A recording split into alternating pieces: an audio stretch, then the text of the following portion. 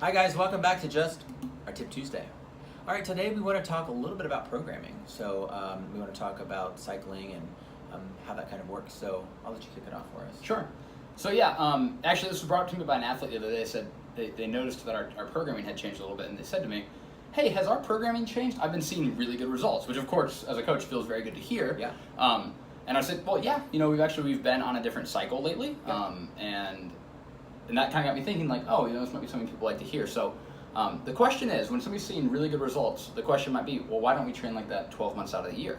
And there's a lot of different ways to talk about this, but the one I want to highlight is it's good to round out all aspects of your fitness. So if you only work on, say, a skill cycle where all you do is not all you do, but you're predominantly doing a lot of gymnastics movements, you're spending time working on pull-ups and muscle-ups and pistol squats and push-ups and those types of pieces, well, your strength is going to dip a little bit. Right.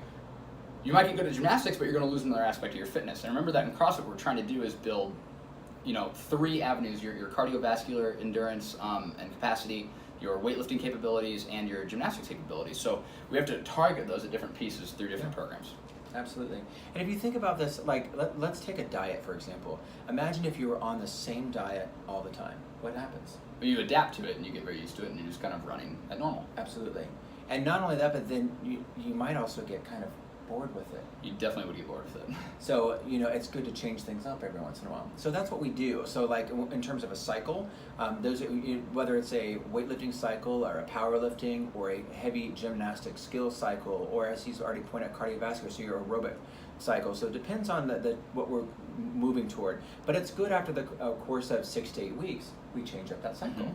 So that way that maybe you don't want to do a strength cycle, but everything that we do is scalable anyway. Yeah. But we change things up, so there's that constantly varied state. Now that's not to say that we will not stop doing strength, because we have the bias might not be a powerlifting bias, but it could be a gymnastic bias where we have strength on the side. Mm-hmm. So we change those avenues up, but you're going to still get strong at different things. But again, it's just so that you adapt to different avenues, so that way you're not constantly in just one point where you might get bored with it. So yeah.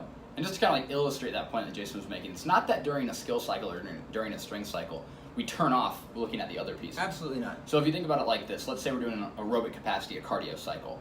You might have like a 1 to 10 scale, of 10 being really intense, 1 being pretty easy, and you might be like, we're operating at a 9 for cardio, and we're operating at like a 7 for weightlifting, and maybe a 5 for gymnastics in that time. Or you kind of slide it back and forth wherever you want to get to. So you're able to manipulate what you're really focusing on while still maintaining the other pieces. And if it's an aerobic capacity cycle, for example, like you said, that it might be at a 7 for the strength portion, but there's a lot of things that you can actually do to improve your aerobic capacity with strength. Mm-hmm. So it's really important to keep that strength in there. Yeah. So that way you have that explosive strength. So there could be things where we're doing with different weight loads or different heights of box jumps or whatever it might be.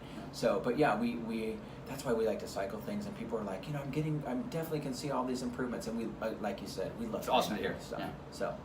Well, good. Well, that completes our Tip Tuesday and answering that question that's probably out there from a lot of the other athletes as well. Yeah. But we'll come to you next week with another tip. And if you have any questions you'd like to ask us, as always, ask us in class or put it in our tip jar, and we'll pull it out. We'll see you next week. Have a good one. Bye.